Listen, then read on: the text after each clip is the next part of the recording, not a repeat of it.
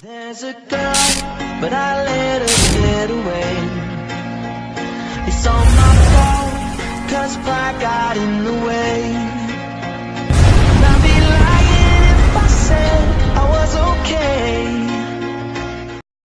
Assalamu alaikum warahmatullahi wabarakatuh. Kabajamtoota jaalatamtoota hordoftoota peejii qirroo app nagaa keessanii akkam bakka nagaan jiraattan isin jira. Egaarallee gosta qabadhee isiniif dhiyaadheerachaa jechuudha. Innis maal yottane appilikeeshinii tokko fakkeenyaaf nama lama waliin teessan nama sadii waliin teessan jechuudha. Nama sadii keessaa nama lama waa'ee keessan akka haasa'u shakkitan jechuudha. Ni haasa'aa laata waa'ee kiyya haasa'aa minaan minii kan jedhu shakkitanii yookaan biraa gabbaatan jechuudha. Jarri lamaan sun waa'ee keessan lamaan waa'ee keessanii jechuudha. Waa'ee keessanii akka haasa'aniif hin haasofne karaa ittiin bartan karaa gabaabaadhaan isin agarsiisa jechuudha. Sana dura garuu YouTube kiyya isin geessaa.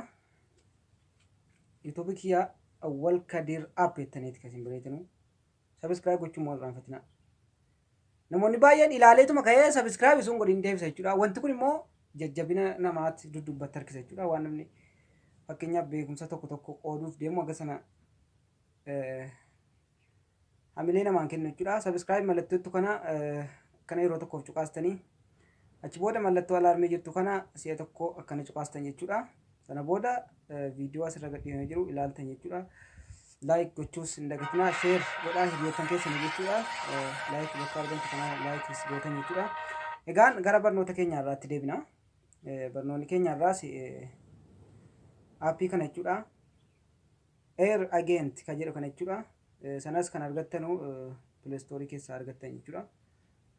Play Store keessa seentaniiti.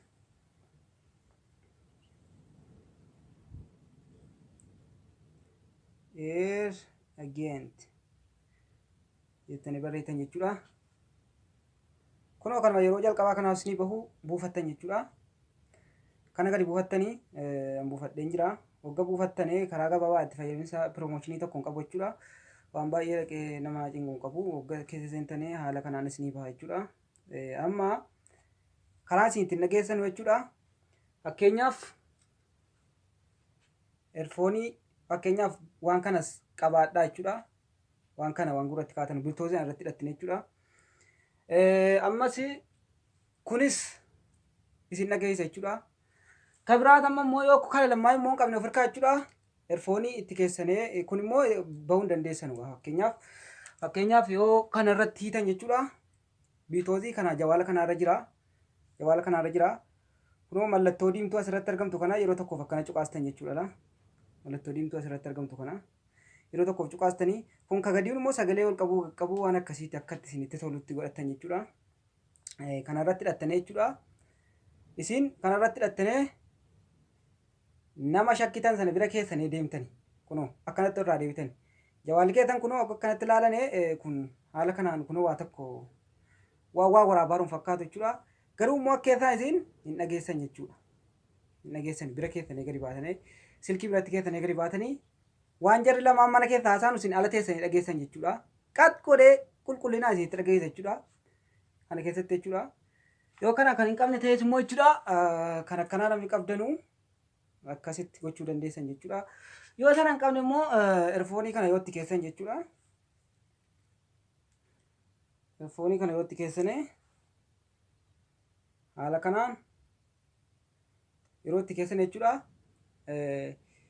Silkii keessan kana waan namni ala kana haasa'u eerfoonii keessatti dhageessan jechuudha. Waan namni ala kana haasa'u waca ala kana jijjiiru namni silkii keessan keessatti dhageessan jechuudha.